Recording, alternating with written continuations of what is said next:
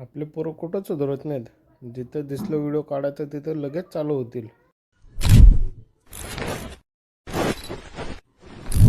आजचा दिवस जिमपासून सुरू झाला. उठलो होतो सकाळी 5 वाजता, आलो जिममध्ये. मग बघू शकता आपला गजूबाई डायरेक्ट बावडीच दाखवत होता मला. मी म्हणलो भाई घाबरलो रे मी, असं नको बावडी दाखवत जाऊ. मी लई घाबरलो होतो. आपला विजूबाई मारत आहे. आज होता आपला शोल्डर. आपला गजूबाई तर डायरेक्ट छातीवरच चढत होता. बापरे, म्हणलो आता उद्याच बनवते बाबा बावडी.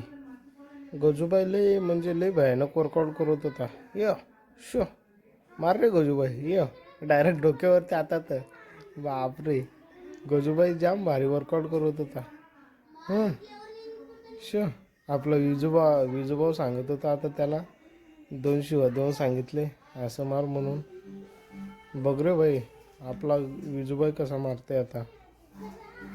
त्याला 2 शिवा 2 सांगितले. घरी जाता जाता पालखीचे दर्शन झाले साईबाबाचे.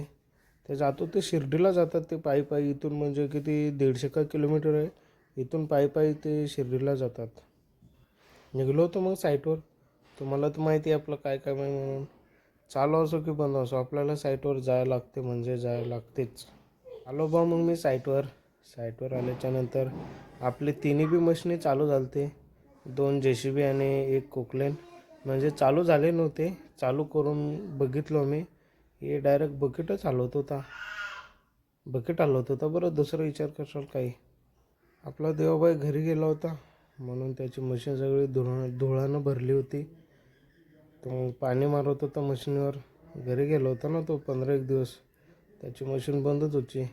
आपली कसं तरी त्यांना पाणी वगैरे आणून देत होतो म्हणून आपली चालूच होती ना. यांची मशीन तर बाबा पूर्ण सगळे स्क्वेअर पाट्याचे खोललेले आहेत. फक्त ते मला इंजन ओळखू यायले बाबा. याचे म्हणजे कुठं काय आहे ते आपल्याला ओळखू येणं. मस्तपैकी चकाचक बनवले कलर बिलर मारून. हे दगड कुठलचे माहिती आहेत का, 10 मीटर खालचे आहेत. आणि ते आता त्यांचे ते सुपरवायझर यायलेत म्हणून ते मस्तपैकी ठेवायलेत. ते मला पण माहीत नव्हता, त्यांना विचारलं म्हणून मला माहिती. जिकडचे तिकडं फरार झाले होते. मी तर मस्तपैकी कोकल्यामध्ये बसलो. हे इथं माझ्या खाली बसलो होतो कोकल्यांच्या साईडला. तिथं देवाबाई बसलो होता मध्ये. तो एक जण होता तर तो कॅबिनमध्ये बसला होता. बाबा जाम कंटाळा येत होते रे बाबा, मशीन बंद होती तर. मग आम्ही घरी निघलो होतो. ते मावशी वगैरे भेटल्या होत्या. हे बाबा हे बाउन्सर आहेत, यांना कमजोर नका समजू. इथं भांडणं वगैरे झाले ना साईटवर आमच्या, तर हेच मिटवतात. चला मग आजच्यासाठी एवढंच. पुढच्या ब्लॉगमध्ये भेटू.